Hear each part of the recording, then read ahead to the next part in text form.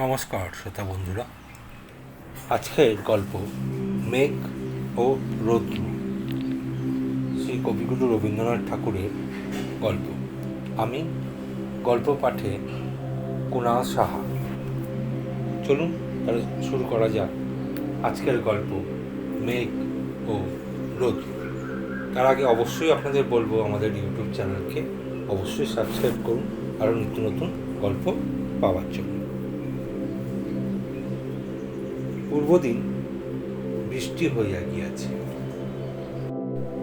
আজ ক্ষান্তবর্ষণ পাতককাল স্নান রৌদ্র ও খণ্ড মেঘে মিলিয়া পরিপক্ক প্রায় আউশ ধানের ক্ষেত্রের উপর পর্যায়ক্রমে আপন আপন সুদীর্ঘ তুলি বুলাইয়া যাইতেছিল। সুবিস্তৃত শ্যামচিত্রপট একবার আলোকের পশ্বে উজ্জ্বল পাণ্ডু বর্ণ ধারণ করিতেছিল, আবার পরক্ষণেই ছায়া প্রলেপে গাঢ় সিংহতায় অঙ্কিত হইতেছিল। যখন সমস্ত আকাশ রঙ্গভূমিতে মেঘ এবং রৌদ্র দুইটি মাত্র অভিনেতা আপন আপন অংশ অভিনয় করিতেছিল, তখন নিম্নে সংসার রঙ্গভূমিতে কত স্থানে কত অভিনয় চলিতেছিল তাহার আর সংখ্যা নাই। আমরা যেখানে একটি ক্ষুদ্র জীবননাট্যের পর উত্তোলন করিলাম, সেখানে গ্রামের পথের ধারে একটি বাড়ি দেখা যাইতেছে। বাড়িটার একটি মাত্র ঘর পাকা এবং সেই ঘরের দুই পার্শ্ব দিয়া জীর্ণপ্রায় ইষ্টকের পাঁচিল গুটি কতক মাটির ঘর বেষ্টন করিয়া আছে। পথ হইতে ঘরদের জানালা দিয়া দেখা যাইতেছে একটি যুবা পুরুষ খালি গায়ে তত্ত্ববশে বসিয়া বাম হস্তে ক্ষণে ক্ষণে তালপাতার পাখা লইয়া গ্রীষ্ম এবং মশক দূর করিবার চেষ্টা করিতেছেন এবং দক্ষিণ হস্তে বই লইয়া পাঠে নিবিষ্ট আছেন। বাহিরে গ্রামের পথে একটি দূরে কাপড় পরা বালিকা আঁচলে গুটিকত কালো জাম লইয়া একে একে নিঃশেষ করিতে করিতে উক্ত গড়াদের দেওয়া জানলা সম্মুখে গিয়া বারংবার যাতায়াত করিতেছিল। মুখের ভাবে স্পষ্টই বোঝা যাইতেছিল, ভিতরে যে মানুষটি তত্ত্ববশে বসিয়া বই পড়িতেছে তাহার সহিত বালিকার ঘনিষ্ঠ পরিচয় আছে এবং কোনো মতে সে তাহার মনোযোগ আকর্ষণপূর্বক তাহাকে নীরবে অবজ্ঞা ভরে জানায়া যাইতে চাহে যে সম্প্রতি কালোজাম খাইতে আমি অন্তত ব্যস্ত আছি, তোমাকে আমি গ্রাহ্যমাত্র করি না। দুর্ভাগ্যক্রমে ঘরের ভেতরকার অধ্যয়নশীল পুরুষটি চোখে কম দেখেন। দূরে হইতে বালিকার নীরব উপেক্ষা তাহাকে স্পর্শ করিতে পারে না।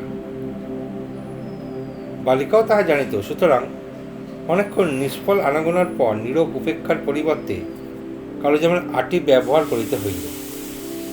অন্ধের নিকটে অভিমানের বিশুদ্ধতা রক্ষা করা এতই দুরূহ। যখন কর্ণের কণে দুই চারিটা কঠিন আটি যেন দৈব্যক্রমে বিক্ষিপ্ত হইয়া কাঠের দরজার উপর ঠক করিয়া শব্দ করিয়া উঠিল, তখন পাথরট পুরুষটি মাথা তুলিয়া চাহিয়া দেখিল। মায়াবিনী বালিকা তাহা জানিতে পারিয়া দ্বিগুণ নির্দিষ্টভাবে অঞ্চল হইতে দংশনযোগ্য সুপক্ষ কালোজাম নির্বাচন করিতে প্রবৃত্ত হইল। পুরুষটি ভ্রূকুঞ্চিত করিয়া বিশেষ চেষ্টা সহকারে নিরীক্ষণপূর্বক বালিকাকে চিনিতে পারিল এবং বই রাখিয়া জানলার কাছে উঠিয়া দাঁড়াইয়া হাস্যমুখে ডাকিল, গিরিবালা। গিরিবালা অবলোচিতভাবে নিজের অঞ্চলের মধ্যে জাম পরীক্ষা কার্যে সম্পূর্ণ অবিনির্দিষ্ট থাকিয়া মৃদু গমনে আপন মনে এক পা করিয়া চলিতে লাগিল। তখন ক্ষীণ দৃষ্টি যুবা পুরুষের বুঝিতে বাকি রহিল না যে কোনো এক অজ্ঞানকৃত অপরাধের দণ্ডবিধান হইতেছে। তাড়াতাড়ি বাহিরে আসিয়া কহিলেন, কই, আজ আমাকে জাম দিলে না? গিরিবালা সে কথা কানে না আনিয়া বহু অন্বেষণ ও পরীক্ষায় একটি জাম মনোনীত করিয়া অত্যন্ত নিশ্চিন্ত মনে খাইতে আরম্ভ করিল। এই জামগুলো গিরিবালাদের বাগানের জাম এবং যুবা পুরুষের দৈনিক বরাদ্দ। কি জানি, সে কথা কিছুতেই আজ গিরিবালার স্মরণ হইল না। তার ব্যবহারে প্রকাশ পাইল যে এগুলো সে একমাত্র নিজের জন্যই আহরণ করিয়াছে, কিন্তু নিজের বাগান হইতে ফল পাড়িয়া পরের দরজার সম্মুখে আসিয়া ঘটা করিয়া খাইবার কি অর্থ পরিষ্কার বোঝা গেল না। তখন পুরুষটি কাছে আসিয়া তার হাত ধরিল। গিরিবালা প্রথমটা আঁকিয়া বাকিয়া হাত ছাড়াইয়া চলিয়া যাইবার চেষ্টা করিল। তাহার পরে সহসা অশ্রু জলে ভাসিয়া কাঁদিয়া উঠিল এবং আঁচলের জাম বোতলে ছড়াইয়া ফেলিয়া দিয়া ছুটিয়া চলিয়া গেল। সকালবেলাকার চঞ্চল রৌদ্র এবং চঞ্চল মেঘ বৈকালে শান্ত ও শান্ত ভাব ধারণ করিয়াছে। শুভ্র স্ফীত মেঘ আকাশের প্রান্তভাগে স্তূপাকার হইয়া পড়িয়া আছে এবং অপরাহ্নের অবসান পায় আলোক গাছের পাতায়, পুষ্করিণীর জলে এবং বর্ষার সাথে প্রকৃতির প্রত্যেক অঙ্গে প্রত্যঙ্গে ঝিকঝিক করিতেছে। আবার সেই বালিকাটিকে সেই গড়াদের জানালার সম্মুখে দেখা যাইতেছে এবং ঘরের মধ্যে সেই যুবা পুরুষটি বসিয়া আছে। প্রভেদের মধ্যে এবেলা বালিকার অঞ্চলে জাম নাই এবং যুবকের হস্তেও বই নাই। তদপেক্ষা গুরুতর এবং নিগূঢ় প্রভেদও কিছু কিছু ছিল। এবেলাও বালিকা কিছু বিশেষ আবশ্যকে সে বিশেষ স্থানে আসিয়া ইতস্তত করিতেছে বলা কঠিন। আর যাহাই আবশ্যক থাক, ঘরের ভেতরকার মানুষটির সহিত আলাপ করিবার যে আবশ্যক আছে, ইহা কোনো মতেই বালিকার ব্যবহারে প্রকাশ পায় না। বরঞ্চ বোধ হইল সে দেখিতে আসিয়াছে সকালবেলা যে জামগুলো ফেলিয়া গেছে, বিকেলবেলায় তাহার কোনোকার অঙ্কুর বাহির হইয়াছে কিনা।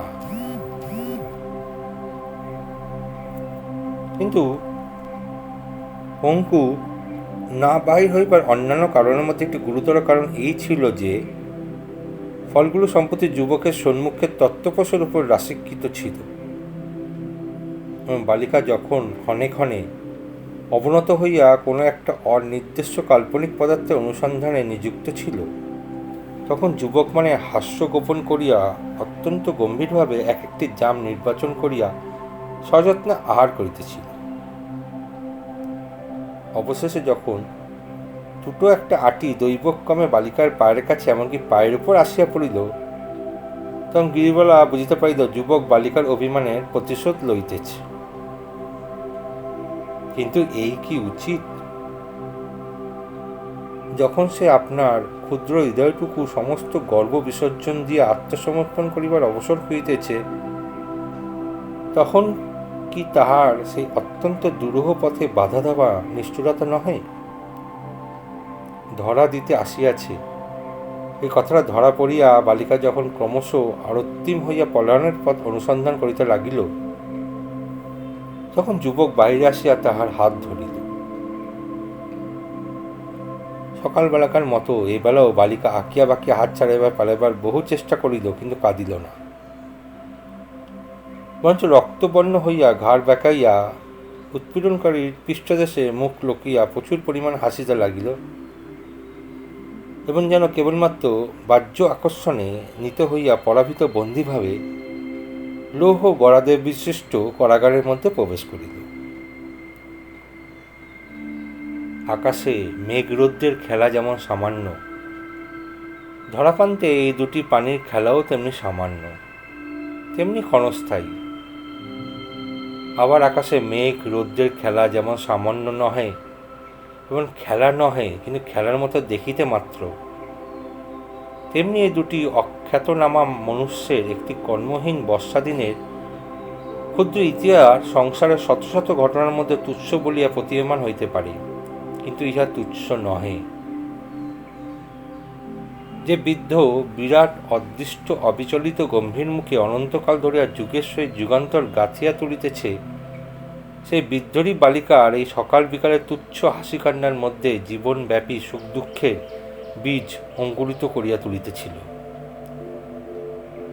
তথাপি বালিকার এই অকারণ অভিমান বড়ই অর্থহীন বলিয়া বোধ হইল। কেবল দর্শকের কাছে নয়, এ ক্ষুদ্র নাট্যের প্রধান পাত্র উক্ত যুবকের নিকটেও।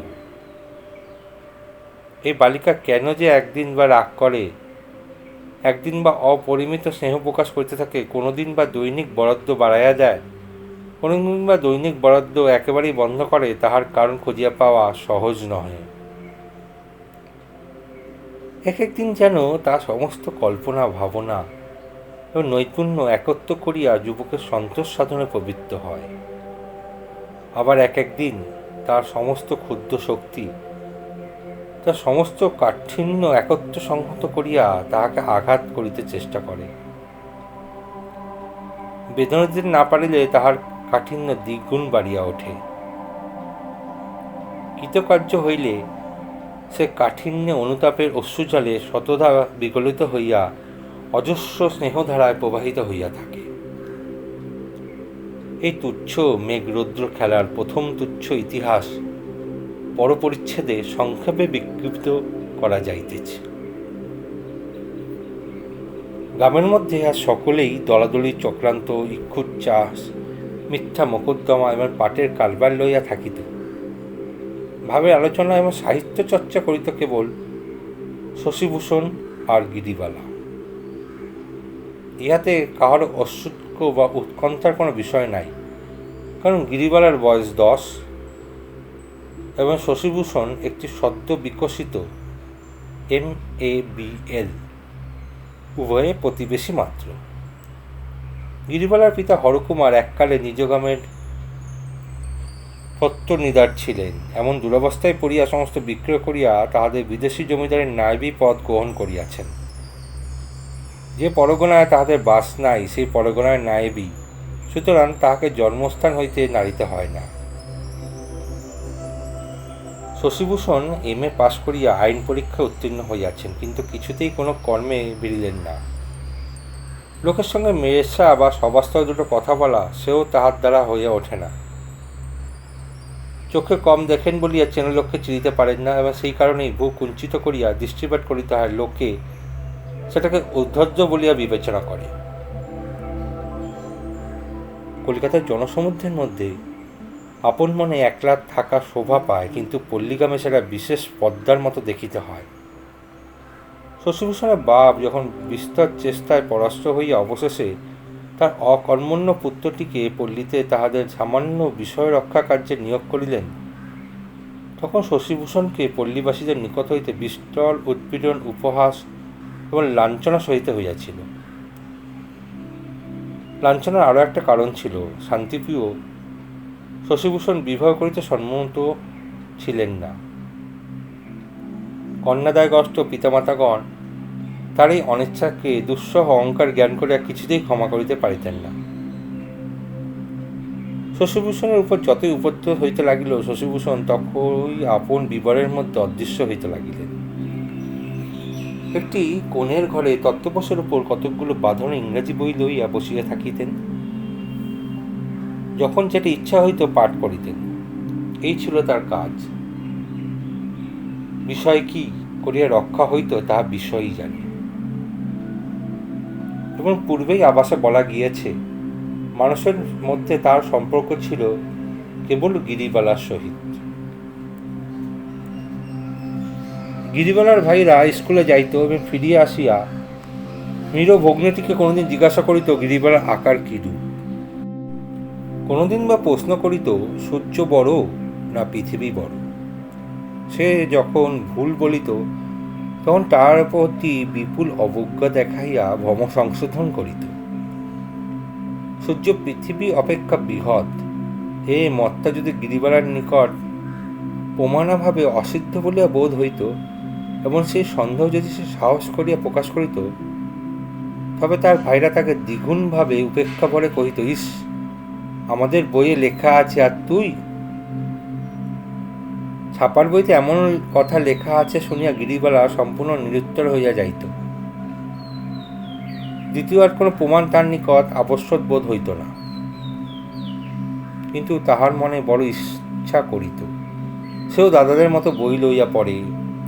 কোনো দিন সে আপন ঘরে বসিয়া কোনো একটা বই খুলিয়া বিড়বিড় করিয়া পড়ার ভান করিত এবং অনর্গল পাতা উল্টা যাইত। ছাপার কালো কালো ছোট ছোট অপরিচিত অক্ষরগুলো কি যেন একটা মহা রহস্যশালা সিংহধারে দলে দলে সার বাঁধিয়া স্কন্ধের উপর ইহার ওইকার রেফ উঁচাইয়া পাহারা দিত। গিরিবালার কোনো প্রশ্নের কোনো উত্তর করিত না।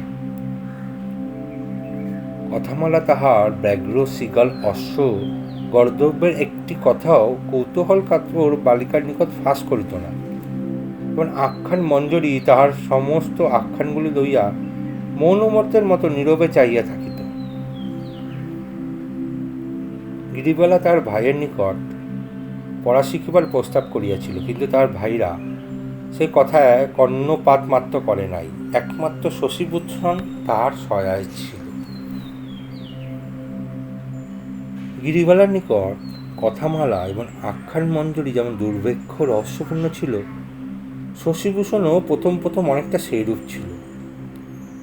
লোহার গড়াদে দেওয়া রাস্তার ধারে ছোট বসিবার ঘরটিতে যুবক একাকী তত্ত্বপোষের উপরে পুস্তকে পরিবৃত্ত হইয়া বসিয়া থাকিত।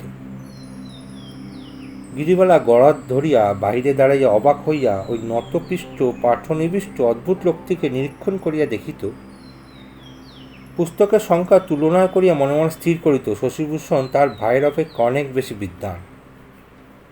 তদপেক্ষা বিস্ময়জনক ব্যাপারটা তাহার নিকট আর কিছুই ছিল না। কথামালা প্রভৃতি পৃথিবীর প্রধান পাঠ্যপুস্তকগুলো শশীভূষণ যে নিঃশেষপূর্বক পাঠ করিয়া ফেলিয়াছে সেই বিষয়ে তার সন্দেহমাত্র ছিল না। এই জন্য শশীভূষণ যখন পুস্তকের পাতা উল্টাইয়া সে স্থির দাঁড়াইয়া তাহার জ্ঞানের অবধি নির্ণয় করিতে পারিত না। অবশেষে এই বিস্ময়মগ্ন বালিকাটি ক্ষীণ দৃষ্টি শশীভূষণের মনোযোগ আকর্ষণ করিল। শশীভূষণ একদিন একটা ঝকঝকে বাঁধানো বই খুলিয়া বলিল, গিরিবালা, ছবি দেখবি আয়। গিরিবালা তৎক্ষণাৎ দৌড়িয়া পলাইয়া গেল। কিন্তু পরদিন সে পুনর্বার ডুরে কাপড় পরিয়া সেই গড়াদের বাহিরে দাঁড়াইয়া সেইরূপ গম্ভীর মৌন মনোযোগের সহিত শশীভূষণের অধ্যয়ন কার্য নিরীক্ষণ করিয়া দেখিতে লাগিল। শশীভূষণ সেদিনও ডাকিল এবং সেদিনও সে বেণী দুলায় ঊর্ধ্বশ্বাসে ছুটিয়া পালাইল।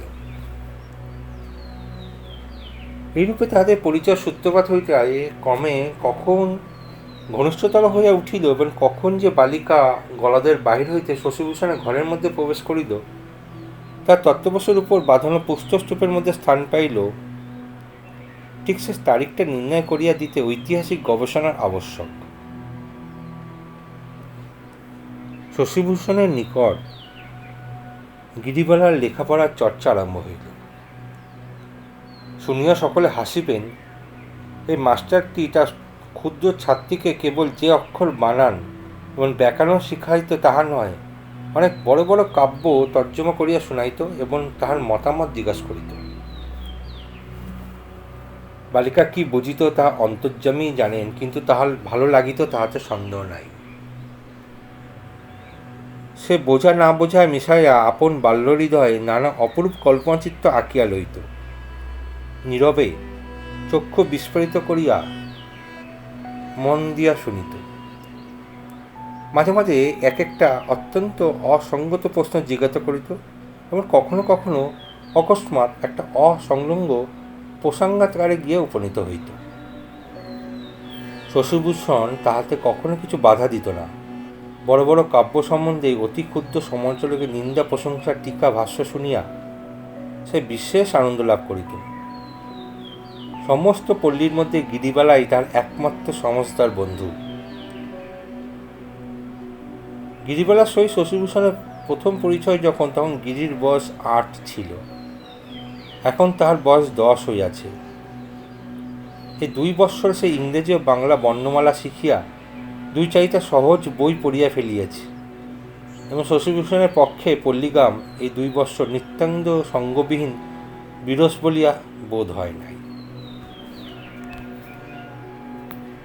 কিন্তু গিরিবালার বাপ হরকুমারের সহিত শশীভূষণের ভালোরূপ বনিবনা হয় নাই। হরকুমার প্রথম এই MA BL এর নিকট মোকদ্দমা মামলা সম্বন্ধে পরামর্শ লইতে আসিত। MA BL তাহাতে বড় একটা মনোযোগ করিত না, এবং আইনবিদ্যা সম্বন্ধে নায়েবের নিকট আপন অজ্ঞতা স্বীকার করিতে কুণ্ঠিত হইত না। নায়েব সেটাকে নিতান্তই ছল মনে করিত। এমনভাবে বছর 2 কাটিল। সম্প্রতি একটা অবাধ্য প্রজাকে শাসন করা আবশ্যক হইয়াছে। নায়েব মহাশয় তাহার নামে ভিন্ন ভিন্ন জেলায় ভিন্ন ভিন্ন অপরাধ ও দাবিতে নালিশ রুজু করিয়া দিবার অভিপ্রায় প্রকাশ করিয়া পরামর্শের জন্য শশীভূষণকে কিছু বিশেষ পীড়াপিড়ে করিয়া ধরিলেন।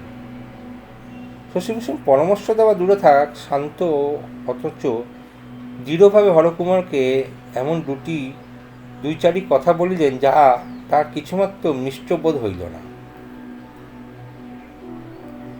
এদিকে আবার প্রজার নামে একটি মোকদ্দমাকেও হরকুমার জিতিতে পারিলেন না। তাহার মনে দৃঢ় ধারণা হইল শশীভূষণ উক্ত হতভাগ্য প্রজার সহায় ছিল। তিনি প্রতিজ্ঞা করিলেন এমন লোককে গ্রাম হইতে অবিলম্বে তাড়াইতে হইবে। শশীভূষণ দেখিলেন তার ক্ষেতের মধ্যে গরু প্রবেশ করে, তার কলায়ের কোলায় আগুন লাগিয়া যায়, তার সীমানা লইয়া বিবাদ বাধে। প্রজারা সহজে খাজনা দেয় না, এবং উল্টিয়া তাহার নামে মিথ্যা মোকদ্দমা আনিবার উপক্রম করে। এমনকি সন্ধ্যার সময় পথে বাইর হইলে তাহাকে মারিবে, রাত্রে তাহার বসত বাড়িতে আগুন লাগাই দিবে, এমন সকল জলশ্রুতিও শোনা যাইতে লাগিল। অবশেষে শান্তিপ্রিয় নিরীহ প্রকৃতি শশীভূষণ গ্রাম ছাড়িয়ে কলকাতা পলাইবার আয়োজন করিলেন। যাত্রার উদ্যোগ করিতেছেন এমন সময় গ্রামে জয়েন্ট ম্যাজিস্ট্রেট সাহেবের তাঁবু পড়িল। বড়কন্ডা কনস্টেবল খানসামা কুকুর ঘোড়া সহিস মেথরে সমস্ত গ্রাম চঞ্চল হইয়া উঠিল। ছেলের দল ব্যাঘ্রের অনুর্বতী শিগালের প্যালের ন্যায় সাহেবের আড্ডার নিকটে শঙ্কিত কৌতূহল সহকারে করিতে লাগিল। নায়েব মহাশয় যথারীতি আতিথ্য শিরে খরচ লিখিয়া সাহেবের মুরগি, আন্ডা, ঘিত দুর্গ যোগাইতে লাগিলেন। জয়েন্ট সাহেবের যে পরিমাণ খাদ্য আবশ্যক নায়েব মহাশয় তদপেক্ষা অনেক বেশি অক্ষুণ্ণ চিত্তে সরবরাহ করিয়াছিলেন। কিন্তু প্রাতঃকালে সাহেবের মেথর আসিয়া যখন সাহেবের কুকুরের জন্য একেবারে 4 সের ঘিত আদেশ করিয়া বসিল, তখন দুর্ভাগ্যবশত সে তার সহ্য হইল না। মেথরকে উপদেশ দিলেন যে সাহেবের কুত্তা যদি দেশি কুকুরের অপেক্ষা অনেকটা ঘি বিনা পরিত্যাগ হজম করিতে পারে, তথাপি একাধিক পরিমাণে স্নেহ পদার্থ তার স্বাস্থ্যের পক্ষে কল্যাণজনক নহে। তাকে ঘি দিলেন না। মেথর গিয়া সাহেবকে জানাইল যে কুকুরের জন্য মাংস কোথায় পাওয়া যাইতে পারে, ইহাই সে নায়েবের নিকট সন্ধান করিতে গিয়াছিল। কিন্তু সে জাতিকে মেথর বলিয়া নায়েব অবজ্ঞাপূর্বক তাহাকে সর্বলোক সমক্ষে দূর করিয়া তাড়াইয়া দিয়াছে। এমনকি সাহেবের প্রতিও উপেক্ষা প্রদর্শন করিতে কুণ্ঠিত হয় নাই। একে ব্রাহ্মণের জাতভিমান সাহেব লোকের সহজে অসহ্য বোধ হয়, তাহার উপর তার মেথরকে অপমান করিতে সাহস করিয়াছে, ইহাতে ধৈর্য রক্ষা করা কার পক্ষে অসম্ভব হইয়া উঠিল। তৎক্ষণাৎ চাপরাশিকে আদেশ করিলেন, বোলাও নায়েব কো। নায়েব কোম্পানিত কলেবরে দুর্গানাম জপ করিতে করিতে সাহেবের তাম্বুর সম্মুখে খাড়া হইলেন। সাহেব তাম্বু হইতে মচমচ শব্দে বাইরে হইয়া আসিয়া নায়েবের উচ্চকণ্ঠে বিজাতীয় উচ্চারণে জিজ্ঞাসা করিলেন, তুমি কি কারণ বশত আমার মেথরকে দূর করিয়েছ? হরকুমার শতব্যস্ত হইয়া করজোড়ে জানাইলেন, সাহেবের মেথরকে দূর করিতে পারেন এমন স্পর্ধা কখনোই তাহার সম্ভবে না। তবে কিনা কুকুরের জন্য একেবারে 4 সের ঘি চাহিয়া বসাতে প্রথমে তিনি উচ্চ চতুষ্পদের মঙ্গলার্থে মৃদুভাবে আপত্তি প্রকাশ করিয়া পরে গীত সঙ্গ করিয়া আনিবার জন্য ভিন্ন ভিন্ন স্থানে লোক পাঠাইয়াছেন। সাহেব জিজ্ঞাসা করিলেন, কাহাকে পাঠানো হইয়াছে এবং কোথায় পাঠানো হইয়াছে? হরকুমার তৎক্ষণাৎ যেমন মুখে আসলে নাম করিয়া দিলেন। সেই নামীয় লোকগণ সেই গ্রামে ঘৃত আনিবার জন্য গিয়েছে কিনা সন্ধান করিতে অতি সত্তর লোক পাঠাইয়া দিয়া সাহেব নায়েবকে তাম্বুতে বসাইয়া রাখিলেন। দূতগণ অপরাঙ্গে ফিরিয়া আসিয়া সাহেবকে জানাল, গীতসঙ্গের জন্য কেউ কোথায় যায় নাই। নায়েবের সমস্ত কথায় মিথ্যা এবং ম্যাথর যে সত্য বলিয়াছে তাহাতে আর হাকিমের সন্দেহ রহিল না। তখন জয়েন্ট সাহেব ক্রোধে গর্জন করে ম্যাথরকে ডাকিয়া কহিলেন, এই শ্যালকের কর্ণ ধরিয়া তাম্বুর চারিধারে ঘোড়া দৌড় করা। ম্যাথরা কাল বিলম্ব না করিয়া চতুর্দিকে লোকারণ্যের মধ্যে সাহেবের আদেশ পালন করিল। দেখিতে দেখিতে কথাটা ঘরে ঘরে রাস্ত হইয়া গেল। হরকুমার গৃহে আসিয়া আহার ত্যাগ করিয়া মুন্মুষ্য পড়িয়া রহিলেন। জমিদারের কার্য উপলক্ষে নায়েবের শত্রু বিস্তর ছিল। তার এই ঘটনার অত্যন্ত আনন্দ লাভ করিল, কিন্তু কলিকাতার গমনাগত শশীভূষণ যখন সংবাদ শুনিলেন তখন তাহার সর্বাঙ্গে রক্ত উত্তপ্ত হইয়া উঠিল। সমস্ত রাত্রি তাহার নিদ্রা হইল না। পরদিন প্রাতে তিনি হরকুমারের বাড়িতে গিয়ে উপস্থিত হইলেন। হরকুমার তার হাত ধরিয়া ব্যাকুলভাবে কাঁদিতে লাগিলেন। শশীভূষণ কহিলেন, সাহেবের নামে মানহানির মোকদ্দমা আনিতে হইবে, আমি তোমার উকিল হইয়া লইব। স্বয়ং ম্যাজিস্ট্রেট সাহেবের নামে মোকদ্দমা আনিতে হইবে শুনিয়া হরকুমার প্রথমটা ভীত হইয়া উঠিলেন। শশীভূষণ কিছুতেই ছাড়িলেন না। হরকুমার বিবেচনা করিতে সময় লইলেন, কিন্তু যখন দেখিলেন কথাটা চারিদিকে রাষ্ট্র হইয়াছে এবং শত্রুগণ আনন্দ প্রকাশ করিতেছে তখন তিনি আর থাকিতে পারিলেন না। শশীভূষণের শরণাপন্ন কহিলেন, বাপু, শুনিলাম তুমি অকারণে কলিকাতা যাইবার আয়োজন করিতেছ। সে তো কিছুতেই হইতে পারিবে না। তোমার মতো একজন লোক গ্রামে থাকিলে আমাদের সাহস কত থাকে। যা হোক, আমাকে ঘোর অপমান হইতে উদ্ধার করিতে হইবে।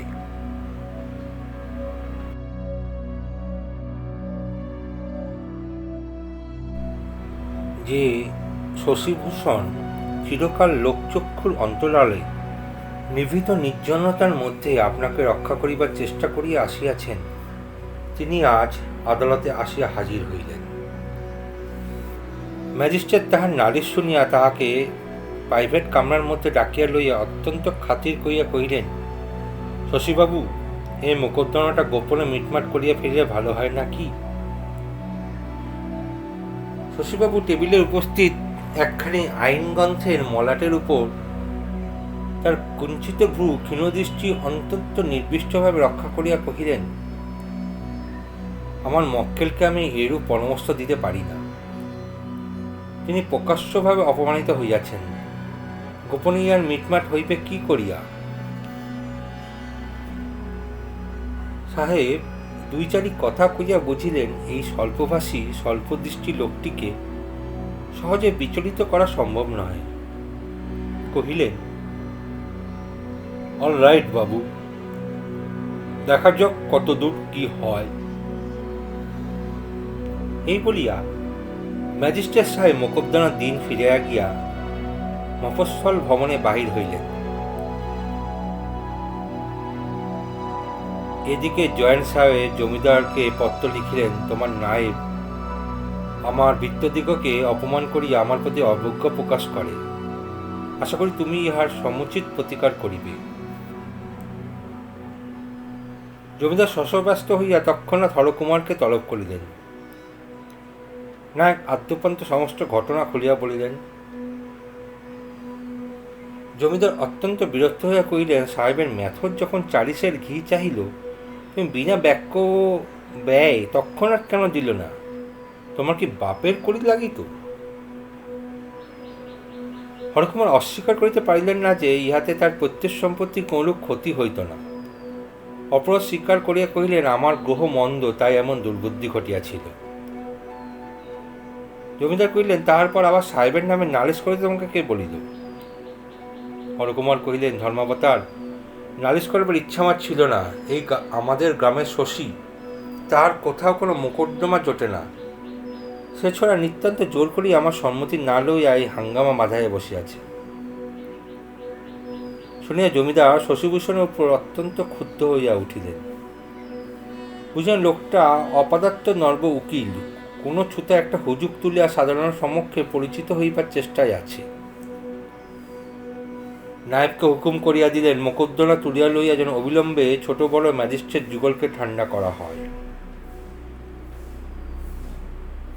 নায়েব সাহেবের জন্য কিঞ্চিত ফলমূল শীতলভোগ উপহার লইয়া জয়েন্ট ম্যাজিস্ট্রেটের বাসায় গিয়ে হাজির হইলেন।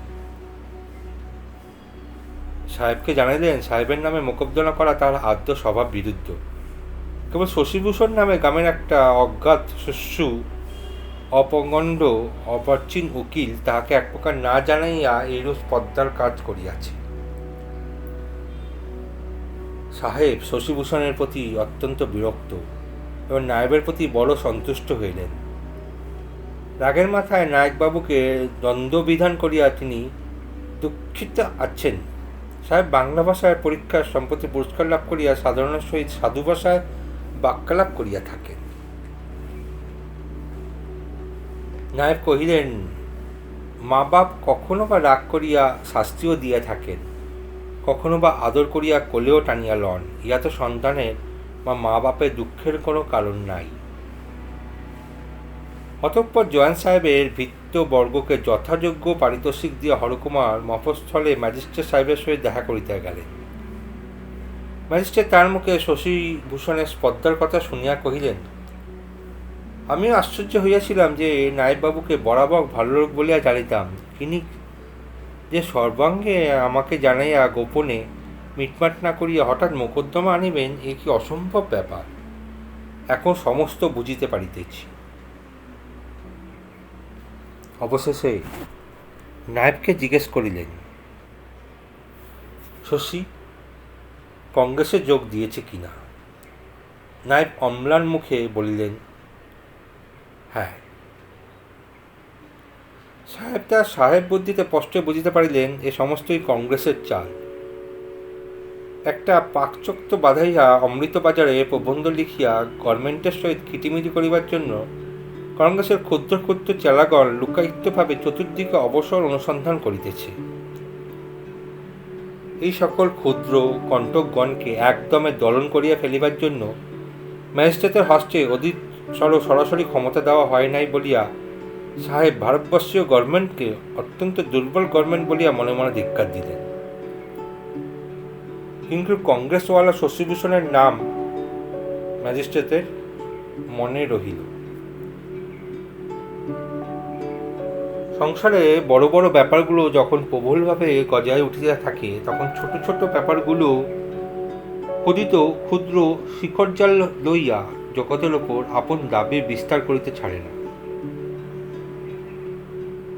শশীভূষণ যখন এই ম্যাজিস্ট্রেটের হাঙ্গামা লইয়া বিশেষ ব্যস্ত, তখন বিস্তৃত প্রতিপত্ত হইতে আইন উদ্ধার করিতেছেন, মনে মনে বক্তৃতা শান দিতেছেন, কল্পনা সাক্ষীকে জেরা করিয়া বসিয়া গিয়াছেন এবং প্রকাশ্য আদালতে লোকারণ দৃশ্য যুদ্ধ পর্বের ভারী পর্বতাইগুলো মনে মনে আনিয়া ক্ষণে ক্ষণে কম্পিত ঘমাক্ত হয়ে উঠিতেছেন, তখন তার ক্ষুদ্র ছাত্রীটি তার ছিন্ন পায় চারু পাঠ ও মসিবে চিত্ত লিখিবার খাতা, বাগান হইতে কখনো ফুল কখনো ফল, মাতৃভাণ্ডার হইতে কোনোদিন আচার, কোনোদিন নারকেলের মিষ্টান্ন, কোনোদিন পাতায় মোড়া কেতকী কেশর সুগন্ধি গৃহ নির্মিত ঘর আনিয়া নিয়মিত সময় তাহার দ্বারে উপস্থিত হইত আসিয়া।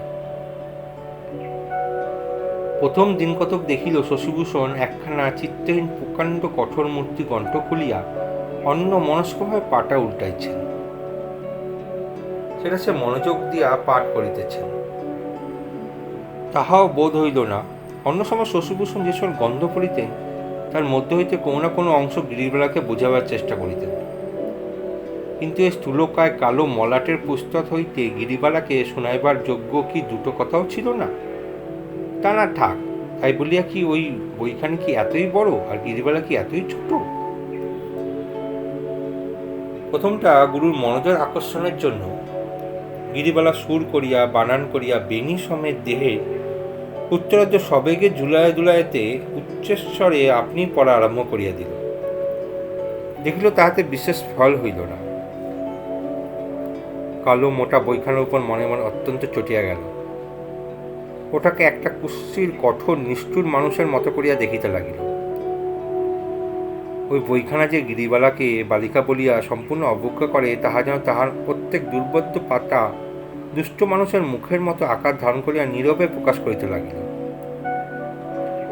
সে বইখানা যদি কোনো চোরে চুরি করিয়া লইয়া যাইত, সবে সে চোরকে সে তার মাতৃভাণ্ডার সমস্ত খেয়া ক্ষয়ের চুরি করিয়া পুরস্কার দিতে পারিত।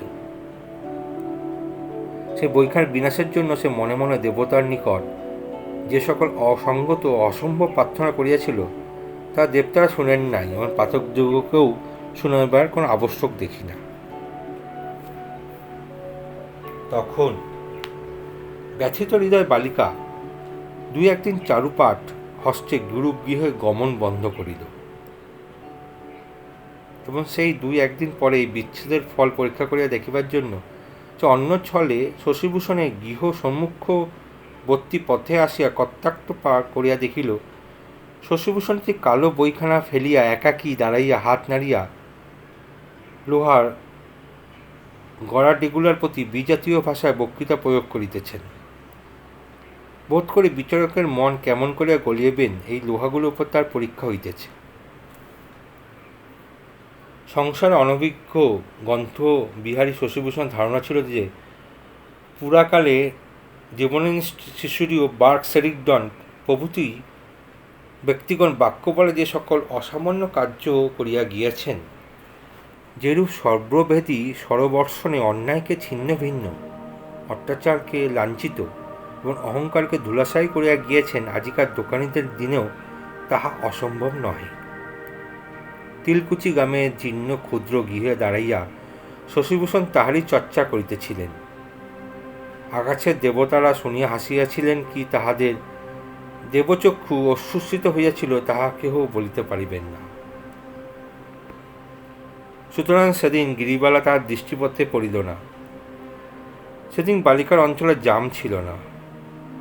পূর্বে একবার জামের আটি ধরিয়া পড়িয়া অবধি এই ফল সম্বন্ধে সে অত্যন্ত সংকুচিত ছিল।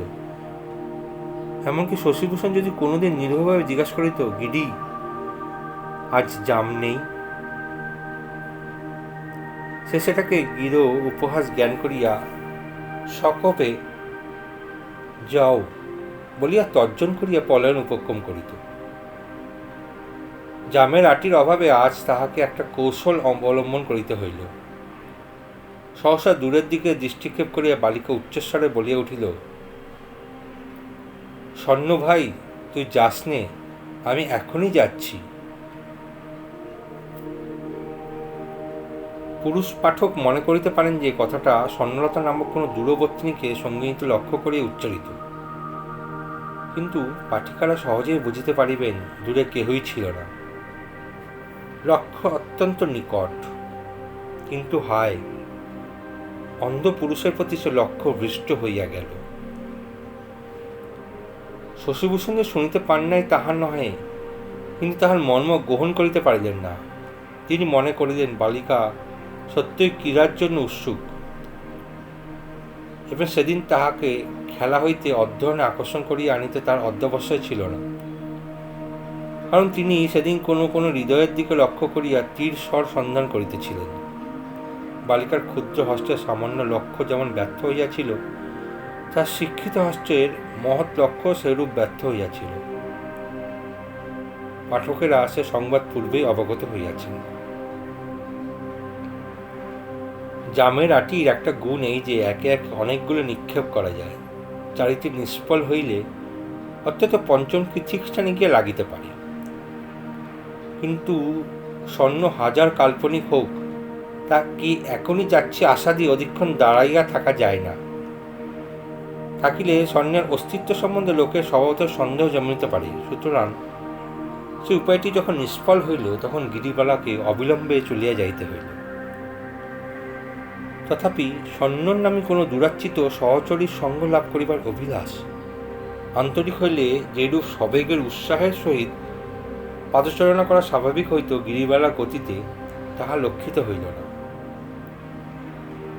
সে যেন তাহার পৃষ্ঠ দিয়ে অনুভব করিবার চেষ্টা করিতেছিল পশ্চাতে কেউ আসিতেছে কিনা।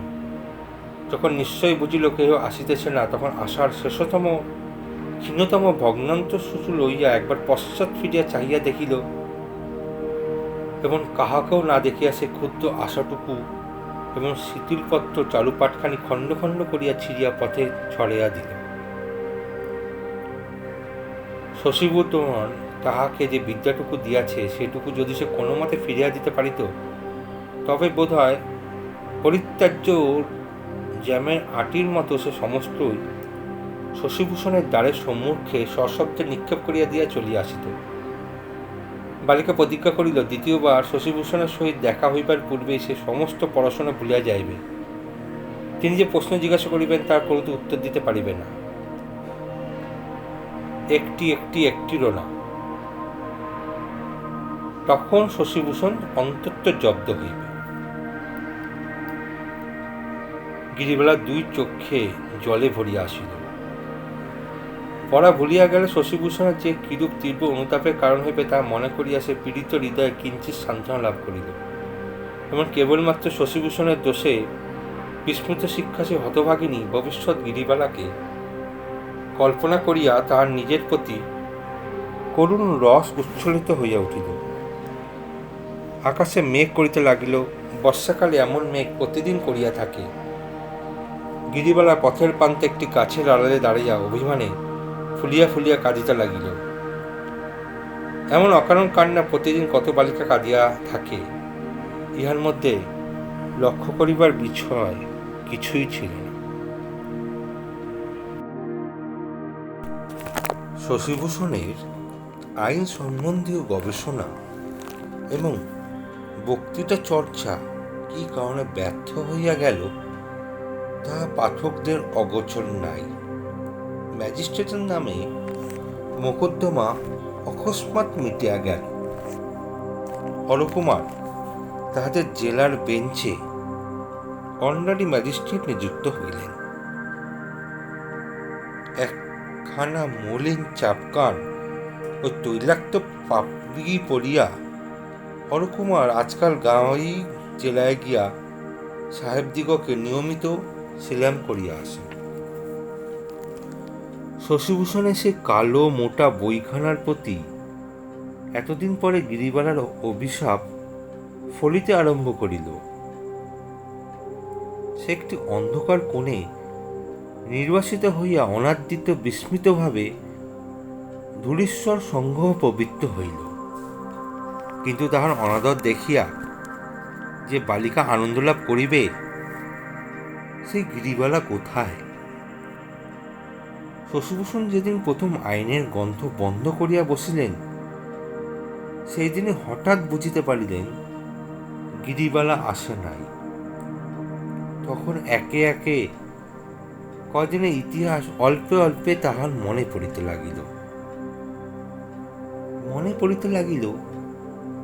একদিন উজ্জ্বল প্রভাতে গিরিবালা অঞ্চল ভরিয়া নববর্ষের আর্দ্র বকুল ফুল আনিয়াছিল। তাহাকে দেখিয়াও যখন তিনি গ্রন্থ হইতে দৃষ্টি তুলিলেন না, তখন তাহার উচ্ছ্বাসে সহসা বাধা পড়িল। সে তাহার অঞ্চলবৃদ্ধ একটা ছুট সুতা বাহির করিয়া নত শিরে একটি একটি করিয়া ফুল লইয়া মালা গাঁথিতে লাগিল। মালা অত্যন্ত ধীরে ধীরে গাঁথিল, অনেক বিলম্বে শেষ হইল। বেলা হইয়া আসিল। গিরিবালার ঘরে ফিরিবার সময় হইল, তথাপি শশীভূষণের পড়া শেষ হইল। গিরিবালা মালাটা তক্তপোষের উপর রাখিয়া ম্লান ভাবে চলিয়া গেল। মনে পড়িল তাহার অভিমান প্রতিদিন কেমন করিয়া ঘনীভূত হইয়া উঠিল। কবে হইতে সে তাহার ঘরে প্রবেশ না করিয়া ঘরের সম্মুখবর্তী পথে মধ্যে মধ্যে দেখা দিত এবং চলিয়া যাইত। অবশেষে কবে হইতে বালিকা সেই পথে আসাও বন্ধ করিয়াছে, সেও তো আজ কিছুদিন হইল। গিরিবালা অভিমান তো এতদিন স্থায়ী হয় না। শশীভূষণ একটা দীর্ঘ নিঃশ্বাস ফেলিয়া হত বুদ্ধি হত কর্মের মতো দেয়ালে পিঠ দিয়া বসিয়া রহিলেন। ক্ষুদ্র ছাত্রীটি না আসাতে তাহার পাঠ্যগ্রন্থগুলি নিতান্ত বিস্বাদ হইয়া আসিল। বই টানিয়া টানিয়া লইয়া 2-4 পাতা পড়িয়া ফেলিয়া দিতে হয়। লিখিতে লিখিতে ক্ষণে ক্ষণে সচকিতে পথের দিকে দ্বারের অভিমুখে প্রতীক্ষাপূর্ণ দৃষ্টি বিক্ষিপ্ত হইয়া থাকে এবং লেখা ভঙ্গ হয়। শশীভূষণের আশঙ্কা হইল গিরিবালার অসুখ হইয়া থাকিবে। গোপনে সন্ধান লইয়া জানিলেন সে আশঙ্কা অমূলক। গিরিবালা আজকাল আর ঘর হইতে বাহির হয় না, তার জন্য পাত্র স্থির হইয়াছে। গিরি যেদিন চারুপাঠের ছিন্ন খণ্ডে গ্রামের পঙ্কিল পথ বিকীর্ণ করিয়াছিল, তার পরদিন প্রত্যুষে ক্ষুদ্র অঞ্চলে বিচিত্র উপহার সংগ্রহ করিয়া দ্রুতপদে ঘর হইতে বাহির হইয়া আসিতেছিল।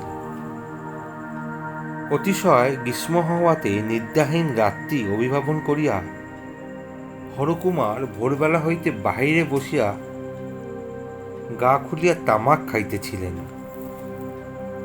গিরিকে জিজ্ঞাসা করিলেন, কোথায় যাচ্ছিস?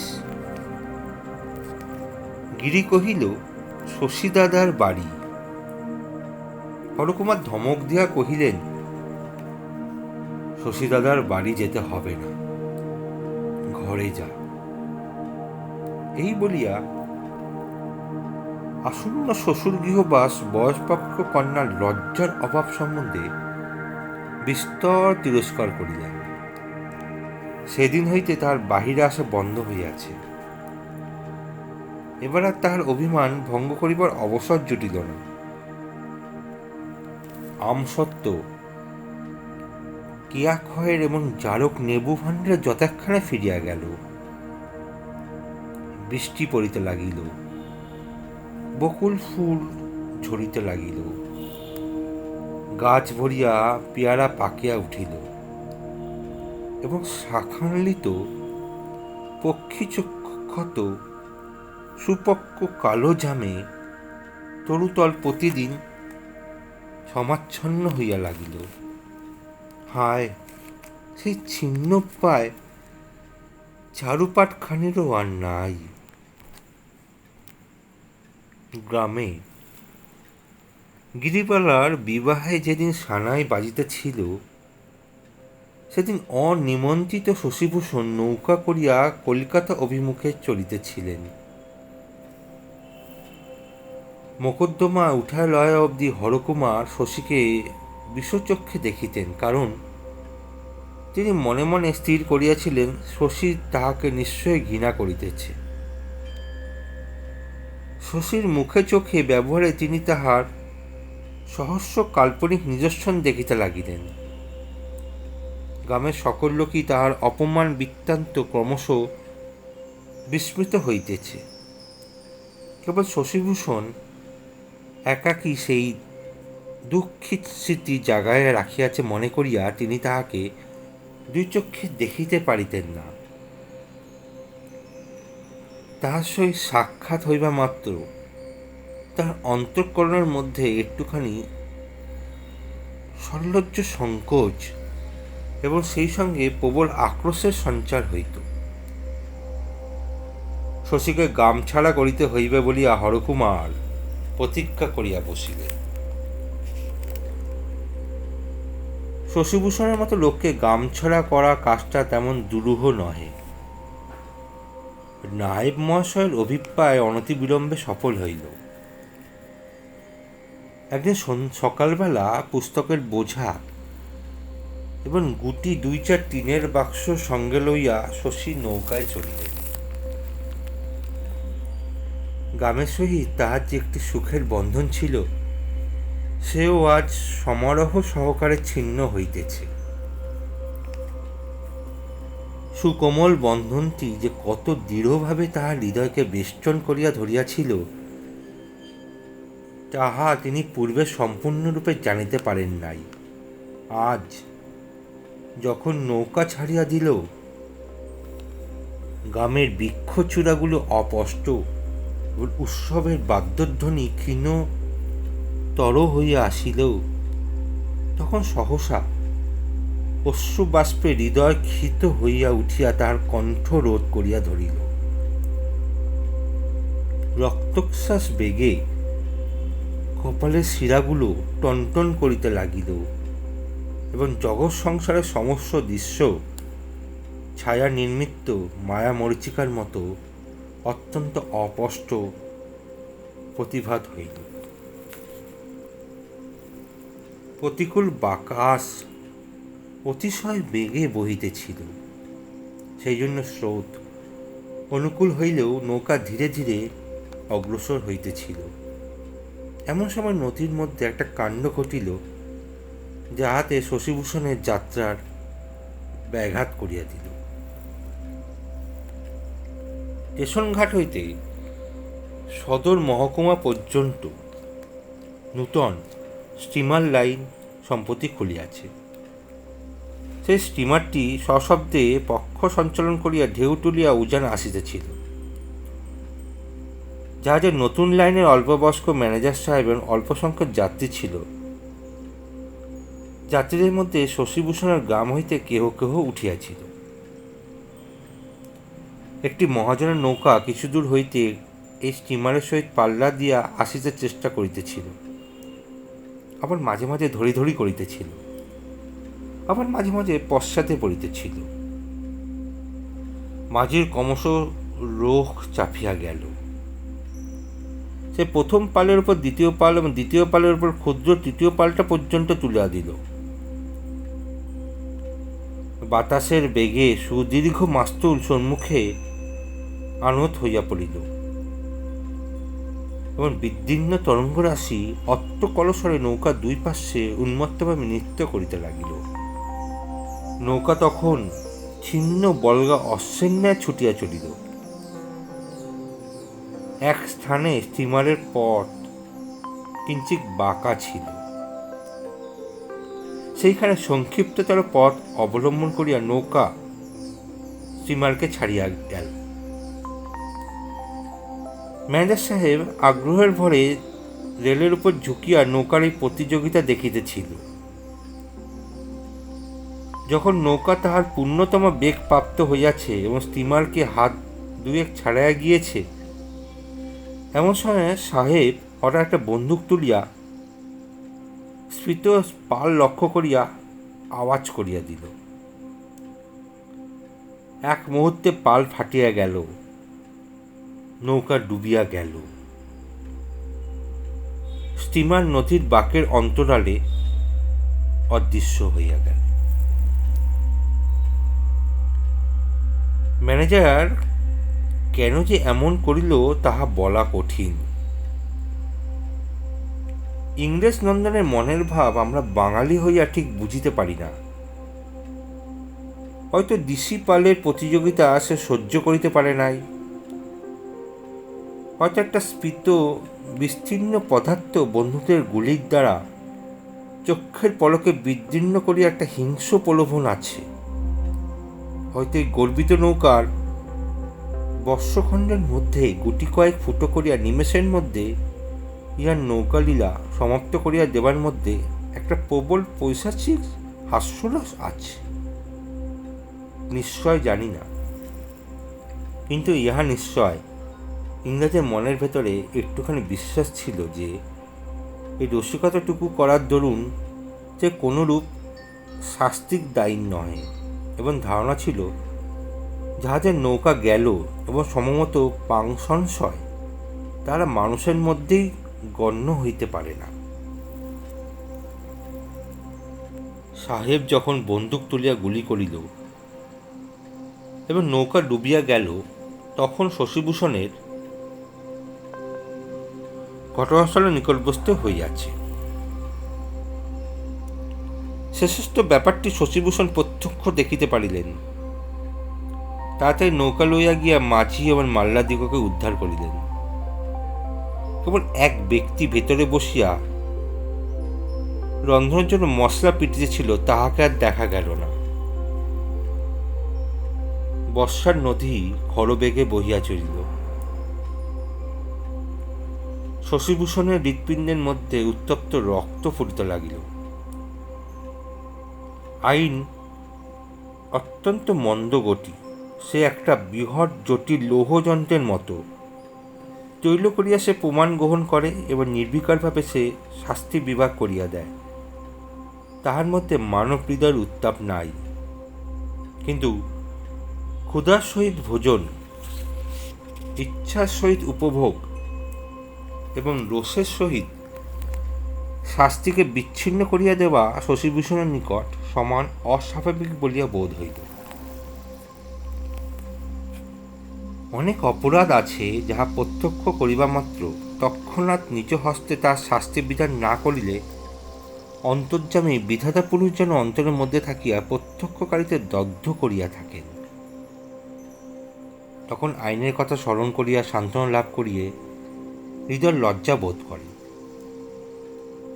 কিন্তু কলের আইন এবং কলের জাহাজ ম্যানেজারটিকে শশিভূষণের নিকট হইতে দূরে লইয়া গেল।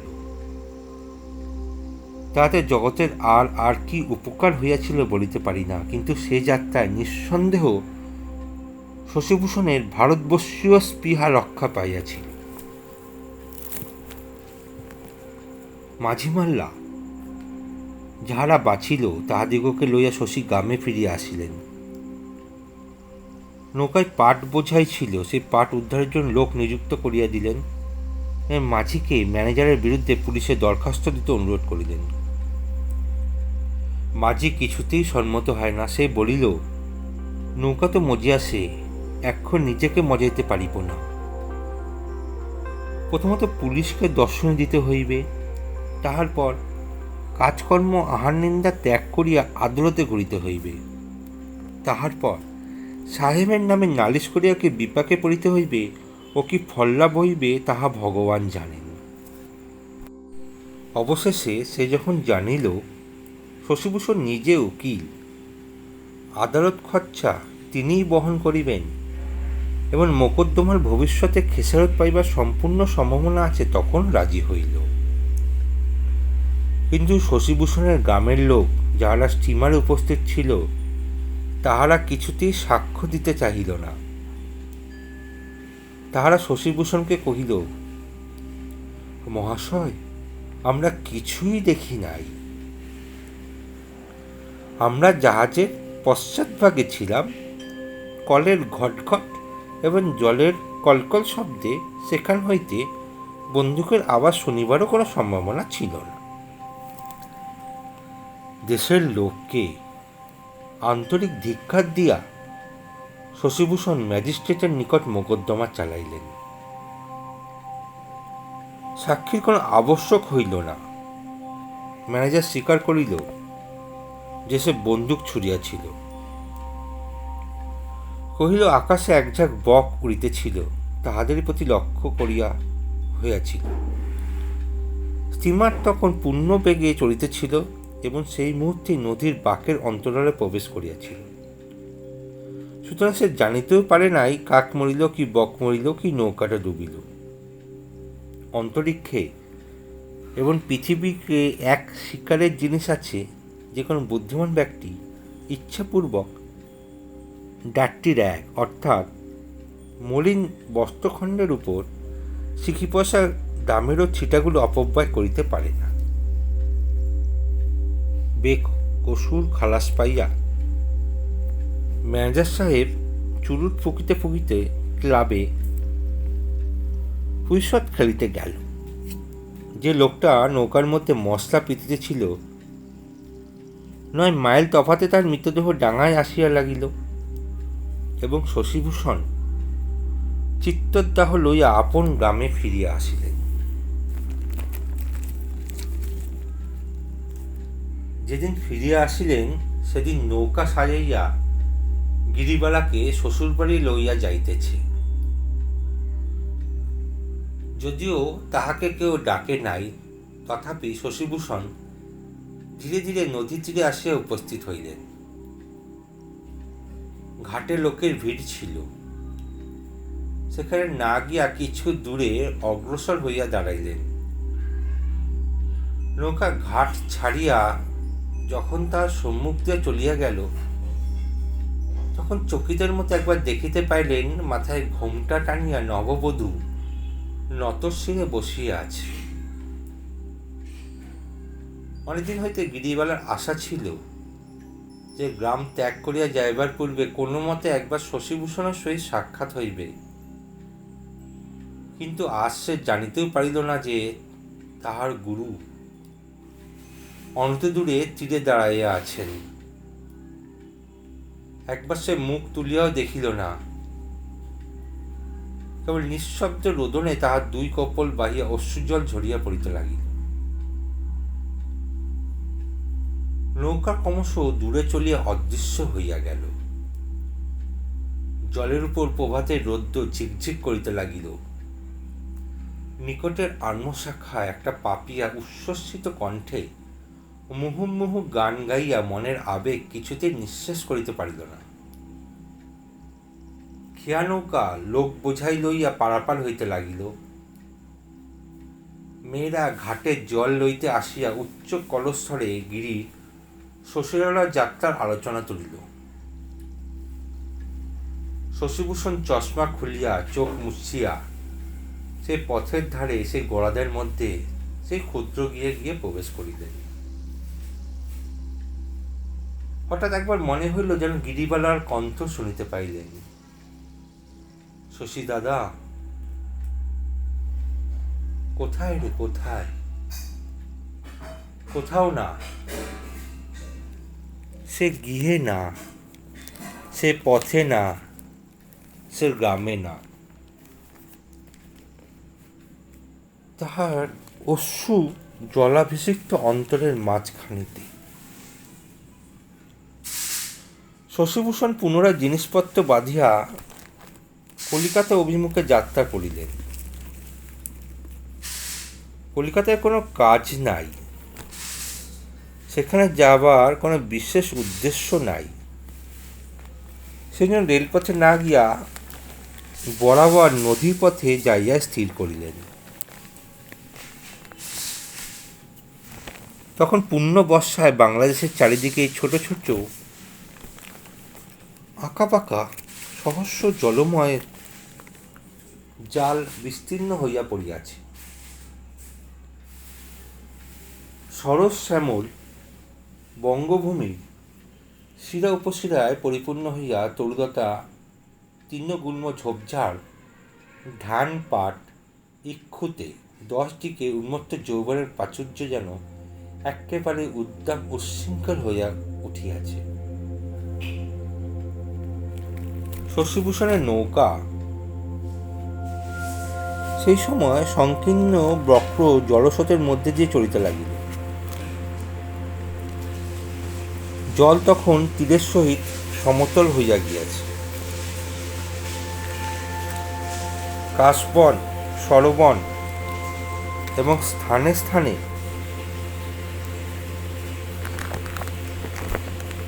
শস্যক্ষেত্র জলমগ্ন হইয়াছে। গ্রামের বেড়া, বাঁশঝাড় ও আমবাগান একেবারে জলের অব্যবহিত ধারে আসিয়া দাঁড়াইয়াছে। দেবকন্যারা যেন বাংলাদেশের তরুমূলবর্তী আলবালগুলি জলসেচনে পরিপূর্ণ হইয়া দিয়েছে। যাত্রার আরম্ভস্থলে স্থানটিক্ষণ বনশ্রী রোদ্রে উজ্জ্বল হাস্যময় ছিল। অনতিবিলম্বেই মেঘ করিয়া বৃষ্টির আরম্ভ হইল। তখন যেদিকে দৃষ্টি পড়ে সেদিকে বিষণ্ণ ও অপরিচ্ছন্ন দেখাইতে লাগিল।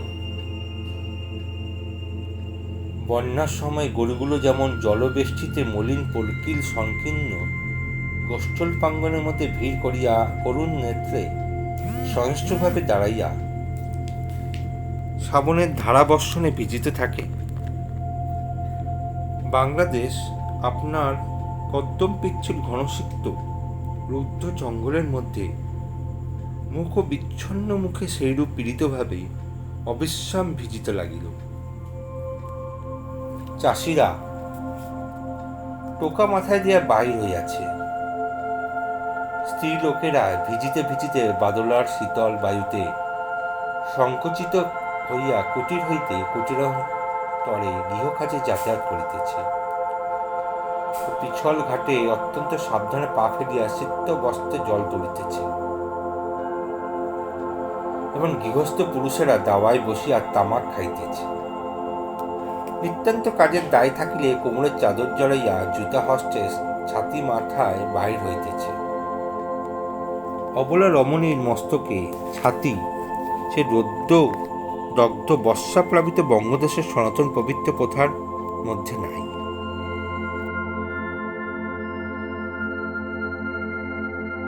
বৃষ্টি যখন কিছুতেই থামে না, তখন রুদ্র নৌকার মধ্যে বিরক্ত হইয়া উঠিয়া শশীভূষণ পুনশ্চ রেলপথে যাওয়ার স্থির করিলেন। এক জায়গায় একটা প্রশস্ত মোহনার মতো জায়গায় আসিয়া শশীভূষণ নৌকা বাঁধিয়া আহারের উদ্যোগ করিতে লাগিলেন। ঘোড়ার পা খানায় পড়ে সে কেবল খানার দোষে নয়, ঘোড়ার পাটারও পরিবার দিকে একটু বিশেষ ঝোঁক আছে। শশীভূষণ সেদিন তার একটা প্রমাণ দিলেন। দুই নদীর মোহনার মুখে বাঁশ বাঁধিয়া জেলেরা প্রকাণ্ড জাল পাতিয়াছে। কেবল এক পার্শ্বে নৌকা চলাচলের স্থান রাখিয়াছে।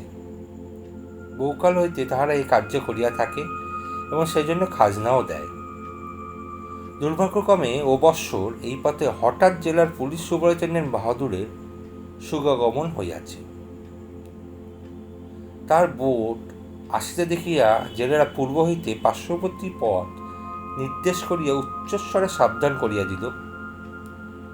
কিন্তু মনুষ্য রচিত কোনো বাধাকে সম্মান প্রদর্শন করিয়া ঘুরিতে যাওয়ার সাহেবের মাঝির অভ্যাস নাই। শেষে জালের উপর দিয়ে বোট চালিয়া দিল। জাল অবনত হইয়া বোটকে পথ ছাড়িয়া দিল,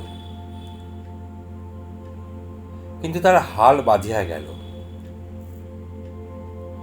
কিঞ্চিত বিলম্বে এবং চেষ্টায় হাল ছাড়াইয়া লইতে হইল। পুলিশ সাহেব অত্যন্ত গরম এবং রক্তবর্ণ হইয়া বোট বাঁধিলেন। তাহার মূর্তি দেখিয়াই জেলে চারটি ঊর্ধ্বশ্বাসে পলায়ন করিল। সাহেব তার মাল্লাদিগকে জাল কাটিয়া ফেলিতে আদেশ করিলেন। তারা সেই 700-800 টাকার বৃহৎ জাল কাটিয়া টুকরো টুকরো করিয়া ফেলিল। জালের উপর ঝাল ঝাড়িয়া অবশেষে জেলেদিগকে ধরিয়া আনিবার আদেশ হইল। কনস্টেবল পলাতক জেলের চারিদিক সন্ধান না পাইয়া সে 4 জনকে হাতের কাছে পাইল, তাহাদিগকে ধরিয়া আনিল। তাহারা আপন দিগকে নিরাপদ বলিয়া জোড়হস্তে কাকুমিনতি করিতে লাগিল। পুলিশ বাহাদুর তখন সেই বন্দীদিগকে সঙ্গে লইয়ার হুকুম দিতেছেন। এমন সময় চশমা পরা শশীভূষণ তাড়াতাড়ি একখানা জামা পরিয়া তাহার বোতাম না লাগাইয়া চটি জুতো চটচট করিতে করিতে ঊর্ধ্বশ্বাসে পুলিশের বোটের সম্মুখে আসিয়া উপস্থিত হইলেন। কম্পিত স্বরে কহিলেন, স্যার, জেলের জাল ছিঁড়িবার এবং এই 4 জন লোককে উৎপীড়ন করিবার তোমার কোনো অধিকার নাই। পুলিশের বড় কর্তা তাহাকে হিন্দি ভাষায় একটা বিশেষ অসম্মানের কথা বলিবার মাত্র তিনি এক মুহূর্তে কিঞ্চিত উচ্চডাঙ্গা হইতে বোটের মধ্যে লাফাইয়া পড়িয়া একেবারে সাহেবের উপর আপনাকে নিক্ষেপ করিলেন। বালকের মতো পাগলের মতো মারিতে লাগিলেন। তারপর কি হইল তিনি তাহা জানেন না। পুলিশের থানার মধ্যে যখন জাগিয়ে উঠিলেন তখন বলিতে সংকোচ বোধ হয়। যেরূপ ব্যবহার প্রাপ্ত হইলেন তাহাতে মানসিক সম্মান অথবা শারীরিক আরাম বোধ করিলেন না। শশীভূষণের বাপ উকিল ব্যারিস্টার লাগাইয়া প্রথমত শশীকে হাজত হইতে জামিনে খালাস করিলেন। তাহার পরে মোকদ্দমার জোগাড় চলিতে লাগিল। যে সকল জেলের জাল নষ্ট হইয়াছে তাহারা শশীভূষণের এক পরগনার অন্তর্গত এক জমিদারের অধীন। বিপদের সময় কখনো কখনো শশীর নিকটে তার আইনের পরামর্শ লইতেও আসিত। যাহাদিগকে সাহেব বোটে ধরিয়া আনিয়াছিলেন তাহারাও শশীভূষণে অপরিচিত নহে। শশী তাহাদিগকে সাক্ষী মানিবেন বলিয়া ডাকাইয়া আনিলেন। তাহারা ভয় অস্থির হইয়া উঠিল।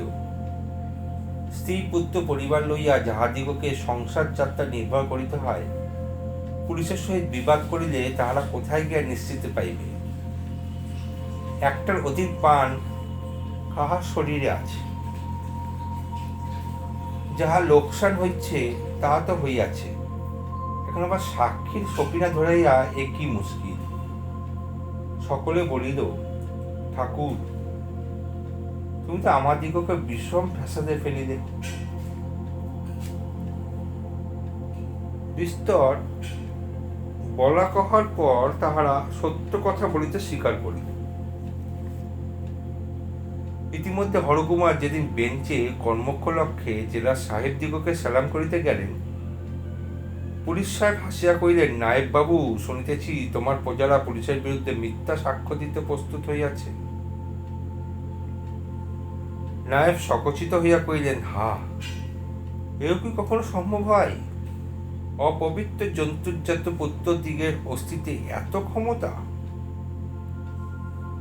সংবাদপত্র পাঠকেরা অবগত আছেন, মোকদ্দমা শশীভূষণের পক্ষ কিছুতেই টিকিতে পারিল না। জেলেরা একে একে আসিয়া কহিল, পুলিশ সাহেব তাদের জাল কাটিয়া দেন নাই, বোটে ডাকিয়া তাদের নামধাম লিখিয়া লইয়াছিলেন। কেবল তাহাই নহে, তার দেশত্ব গুটি চারেক পরিচিত লোক সাক্ষ্য দিল যে তারা সে সময় ঘটনাস্থলে বিবাহের বরযাত্র উপলক্ষে উপস্থিত ছিল। শশীভূষণ যে অকারণে অগ্রসর হইয়া পুলিশের পাহারা দলের প্রতি উপদ্রব করিয়াছে তাহারা প্রত্যক্ষ দেখিয়াছে। শশীভূষণ স্বীকার করিলেন যে গালি খাইয়া বোটের মধ্যে প্রবেশ করিয়া তিনি সাহেবকে মারিয়াছেন, কিন্তু জাল কাটিয়া দেওয়া জেলেদের প্রতি উপদ্রব তাহার মূল কারণ। এরূপ অবস্থায় যে বিচারে শশীভূষণ শাস্তি পাইলেন তাহাকে অন্যায় বলা যাইতে পারে না, তবে শাস্তিটা কিছুটা গুরুতর হইল।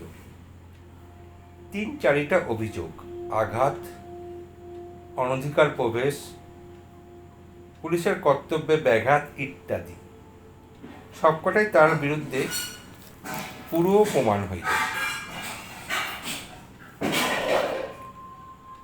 শশীভূষণ তার এই ক্ষুদ্র গৃহে তার প্রিয় পাত্রগ্রন্থগুলো ফেলিয়া 5 বৎসর জেল খাটিতে গেলেন।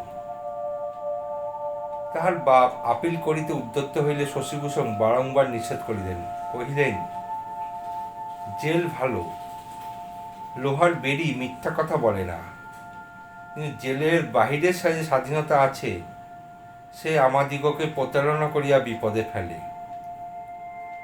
আর যদি সসঙ্গের কথা বলো তো জেলের মধ্যে মিথ্যাবাদী কি কদ্ন কাপুরুষের সংজ্ঞা অল্প, কারণ স্থান পরিমিত, বাহিরে অনেক বেশি। শশীভূষণ জেলে প্রবেশ করিবার অনতিকাল পরেই তাহার পিতার মৃত্যু হইল। তাহার আর বড় কেহ ছিল না। এক ভাই বহুকাল হইতে সেন্ট্রাল প্রভিশনে কাজ করিতেছেন। দেশে আসা তাহার বড় ঘটিয়া উঠিত না। সেইখানে তিনি বাড়ি তৈয়ার করিয়া সপরিবারে স্থায়ী হইয়া বসিয়াছিলেন। দেশের বিষয় সম্পত্তি যাহা ছিল নায়েব হরকুমার তার অধিকাংশ নানা কৌশলে আত্মসাৎ করিলেন। জেলের মধ্যে অধিকাংশ কয়েদিকে সে পরিমাণ দুঃখ ভোগ করিতে হয়, দৈব বিপাকে শশীভূষণকে তদপেক্ষা অনেক বেশি সহ্য করিতে হইয়াছিল। তথাপি দীর্ঘ 5 বৎসর কাটিয়া গেল। আবার একদা বর্ষার দিনে জীর্ণ শরীর ও শূন্য হৃদয় লইয়া শশীভূষণ কারাপ্রাচীরের বাহিরে আসিয়া দাঁড়াইলেন। স্বাধীনতা পাইলেন, কিন্তু তাহা ছাড়া কারার বাহিরে তাহার আর কেহ অথবা আর কিছু ছিল না। গৃহহীন, আত্মীয়হীন, সমাজহীন। কেবল তাহার একলাটির পক্ষে এত বড় জগৎ সংসার অত্যন্ত ঢিলা বলিয়া ঠেকিতে লাগিল। জীবনযাত্রার বিচ্ছিন্ন সূত্র আবার কোথা হইতে আরম্ভ করিবেন, এই কথা ভাবিতেছেন এমন সময় এক বৃহৎ জুড়ি তার সম্মুখে আসিয়া দাঁড়াইল। একজন ভৃত্য নামিয়া আসিয়া জিজ্ঞাসা করিল, আপনার নাম শশীভূষণ বাবু? তিনি কহিলেন, হ্যাঁ। সে তৎক্ষণাৎ গাড়ির দরজা খুলিয়া তার প্রবেশের প্রতীক্ষায় দাঁড়াইল। তিনি আশ্চর্য হইয়া জিজ্ঞাসা করিলেন, আমাকে কোথায় যাইতে হইবে? সে কহিল, আমার প্রভু আপনাকে ডাকিয়াছেন। পথিকদের কৌতূহল দৃষ্টিপাত অসহ্য বোধ হওয়াতে তিনি সেখানে অধিক বাদানুভোগ না করিয়া গাড়িতে উঠিয়া পড়িলেন। ভাবিলেন, নিশ্চয় ইহার মধ্যে একটা কিছু ভ্রম আছে, কিন্তু একটা কোন দিকে যে চলিতে হইবে, না হয় এমনি করে ভ্রম দিয়াই এই নতুন জীবনের ভূমিকা আরম্ভ হোক। সেদিনও মেঘ এবং রৌদ্র আকাশময় পরস্পরকে স্বীকার করিয়া ফিরিতেছিল। পথের প্রান্তবর্তী বর্ষার জলপ্লাবিত গ্রারস্যাম শস্যক্ষেত্র চঞ্চল ছায়ালোকে বিচিত্র হইয়া উঠিতেছিল। হাটের কাছে একটা বৃহৎ রথ পড়িয়াছিল এবং তাহার অদূরবর্তী মুদির দোকানে একদল বৈষ্ণব ভিক্ষুক গোপীযন্ত্র ও খোলো করতল চোখের গান গাইতেছিল।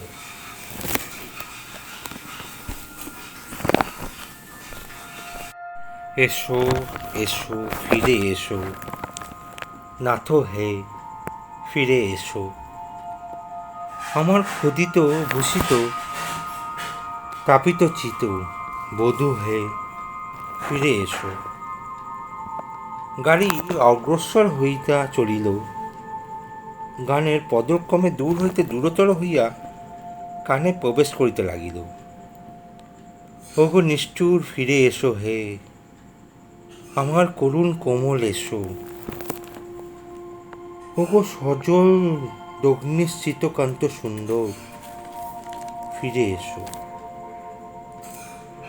গানের কথা ক্রমে ক্ষীণতর অত্যুষ্ট স্তর হইতে লাগিল। আর বোঝা গেল না, কিন্তু গানের ছন্দে শশীভূষণের হৃদয়ে একটা আন্দোলন তুলিয়া দিল। তিনি আপন মনে গুনগুন করিয়া পদের পর পদ রচনা করিয়া যোজনা করিয়া চলিলেন। কিছু যেন থামিতে পারিলেন না। আমার নীতিসুখ ফিরে এসো, আমার চির দুঃখ ফিরে এসো, আমার সব সুখ দুঃখ মথন ধন অন্তরে ফিরে এসো, আমার চিরবাঞ্ছিত এসো, আমার চিত্ত সঞ্চিত এসো। ও চঞ্চল হে নিরন্তন ভ্রুজ বন্ধনে ফিরে এসো, আমার বক্ষে ফিরিয়া এসো, আমার চক্ষে ফিরিয়া এসো, আমার শয়ন স্বপনে ভসনে ভূষণে নিখিল ভুবনে এসো, আমার মুখের হাসিতে এসো হে, আমার চোখের সলিলে এসো, আমার আদরে আমার ছলনে আমার অভিমানে ফিরে এসো, আমার সর্বস্মরণে এসো, আমার সর্বভরমে এসো, আমার ধরম করম সোহাগ সরম জনম মরণে এসো।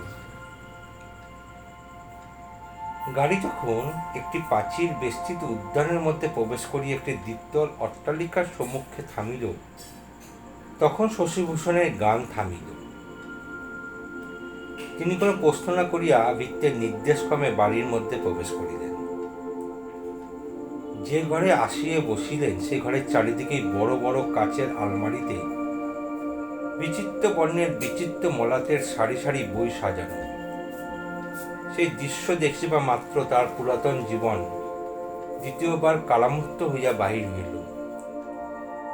এই সোনার জলে অঙ্কিত নাড়াবঞ্জের রঞ্জিত বইগুলো আনন্দলোকের মধ্যে প্রবেশ করিবার সুপরিচিত রত্নখচিত সিংহদ্বারের মতো তার নিকটে প্রতিভাত হইল। টেবিলের উপরেও কি কতকগুলো ছিল। শশীভূষণ তাহার ক্ষীণ দৃষ্টি লইয়া ঝুঁকিয়া পড়িয়া দেখিলেন একখানি বিদীর্ণ স্লেট, তাহার উপরে গুটি কয়েক পুরাতন খাতা, একখানি ছিন্নর পায় ধারাপাত কথামালা এবং একখানি কাশিরাম দাসের মহাভারত। স্লেটের কাঠের ফ্রেমের উপরে শশীভূষণের হস্তাক্ষরে কালি দিয়া খুব মোটা করিয়া লেখা গিরিবালা দেবী। খাতা ও বইগুলোর উপরেও ওই এক হস্তাক্ষরে এক নাম লিখিত। শশীভূষণ কোথায় আসিয়াছেন বুঝিতে পারিলেন। তার বক্ষের মধ্যে রক্তস্রোত তরঙ্গিত হইয়া উঠিল। মুক্ত বায়াতন দিয়া বাহিরে চাহিলেন, সেখানে কি চক্ষে পড়িল সে ক্ষুদ্র গরজা দেওয়া ঘর, সে অসমতল গ্রাম্যপথ, সে দূরে কাপড় পরা ছোট মেয়েটি এবং সেই আপনার শান্তিময় নিশ্চিন্ত নিভৃত জীবনযাত্রা। সেদিনকার সে সুখের জীবন কিছুই অসামান্য বা অত্যহিক নহে। দিনের পর দিন ক্ষুদ্র কাজে ক্ষুদ্র সুখে অজ্ঞাতসারে কাটিয়া যাইত এবং তার নিজ অধ্যয়ন কার্যের মধ্যে একটি বালিকা ছাত্রীর অধ্যাপন কার্য তুচ্ছ ঘটনার মধ্যে দিয়েই গণ্য ছিল। কিন্তু গ্রামগণান্তের সে নির্জন দিনযাপন, সে দূরে কাপড় পরা ছোট মেয়েটি এবং সেই আপনার শান্তিময় নিশ্চিন্ত নিভৃত জীবনযাত্রা, সেদিনকার সেই সুখের জীবন কিছুই অসামান্য বা অত্যহিক নহে। দিনের পর দিন ক্ষুদ্র কাজে ক্ষুদ্র সুখে অজ্ঞাতসারে কাটিয়া যাইত এবং তার নিজের অধ্যয়ন কার্যের মধ্যে একটি বালিকা ছাত্রীর অধ্যাপন কার্য তুচ্ছ ঘটনার মধ্যেই গণ্য ছিল। কিন্তু গ্রামপ্রাণে সেই নির্যান্ত নির্জন দিনযাপন, সে ক্ষুদ্র শান্তি, সেই ক্ষুদ্র সুখ, সে ক্ষুদ্র বালিকার ক্ষুদ্র মুখখানির সমস্ত যেন স্বর্গের মতো দেশকালের বহির্ভূত এবং আয়ত্তের অতীক রূপে কেবল আকাঙ্ক্ষা রাজ্যের কল্পনা ছায়ার মধ্যে বিরাজ করিতে লাগিল। সেদিনকার সেই সমস্ত ছবি এবং স্মৃতি আজিকার এই বর্ষাস্থানও প্রভাতে আলোকের সহিত এবং মনের মধ্যে মৃদু গঞ্জিত সেই কীর্তনের গানের সহিত জড়িত মিশ্রিত হইয়া এক প্রকার সঙ্গীতময় জ্যোতির্ময় অভূত রূপ ধারণ করিল। সেই জঙ্গলে বেষ্টিত কদমাতক্ত সংকীর্ণ গ্রামপথের মধ্যে সেই অনাদৃত ব্যথিত বালিকার অভিমান মলিন মুখের শেষ স্মৃতিটি যেন বিধাতা বিরচিত এক অসাধারণ আশ্চর্য অপরূপ অতি গভীর অতি বেদনা পরিপূর্ণ স্বর্গীয় চিত্তের মতো তাহার মানসপথে প্রতিফলিত হইয়া উঠিল। তাহারই সঙ্গে কীর্তনের করুণ সুর বাজিতে লাগিল এবং মনে হইল সে পল্লী বালিকার মুখে সমস্ত বিশ্ব হৃদয়ের এক অনির্বচনীয় দুঃখ আপনার ছায়া নিক্ষেপ করিয়াছে। শশীভূষণ দুই বাহুর মধ্যে মুখ লুকাইয়া সে টেবিলের উপর সে স্লেট বই খাতার উপর মুখ রাখিয়া অনেক কাল পরে অনেক দিনের স্বপ্ন দেখিতে লাগিলেন।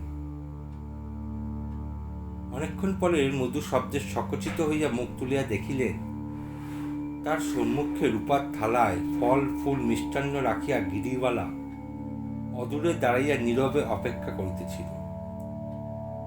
তিনি মস্তক তুলিতেই নিরাভরণা শুভ্রবসনা বিধবা বেশধারিণী গিরিবালা তাহাকে নতজানু হইয়া ভূমিষ্ঠ প্রণাম করিল। বিধবা উঠিয়া দাঁড়িয়া যখন সিনমুখ স্নানবর্ণ ভগ্ন শরীর শশীভূষণের দিকে সকরুণ স্নিগ্ধ নেত্রে চাহিয়া দেখিল, তখন তাহার দুই চক্ষু জড়িয়া দুই কপাল বাহিয়া অশ্রু পড়িতে লাগিল। শশীভূষণ তাহাকে কুশল প্রশ্ন জিজ্ঞেস করিতে চেষ্টা করিলেন, কিন্তু ভাষা খুঁজিয়া পারিলেন না। নিরুদ্যোগ অশ্রু বাষ্প এবং তাহার বাক্যপথ কবলে অবরোধ রহিল। কথা এবং অশ্রু উভয়ই নিরুপায়ভাবে হৃদয়ের মুখে কণ্ঠের দ্বারে বদ্ধ হইয়া রইল। সে কীর্তনের দল ভিক্ষা সঙ্গ করিতে করিতে অট্টালিকার সম্মুখে আসিয়া দাঁড়াইল এবং পুনঃপুন আবৃত্ত করিয়া গাইতে লাগিল, এসো এসো হে। এতক্ষণ আপনারা শুনলেন কবিগুরু রবীন্দ্রনাথ ঠাকুরের লেখা গল্প মেঘ ও রৌদ্র। আমি গল্প পাঠে কুণাল সাহা। গল্পটি ভালো লেগে থাকলে অবশ্যই আমাদের চ্যানেলটিকে সাবস্ক্রাইব করবেন আর আপনাদের মতামত অবশ্যই জানাবেন। ধন্যবাদ।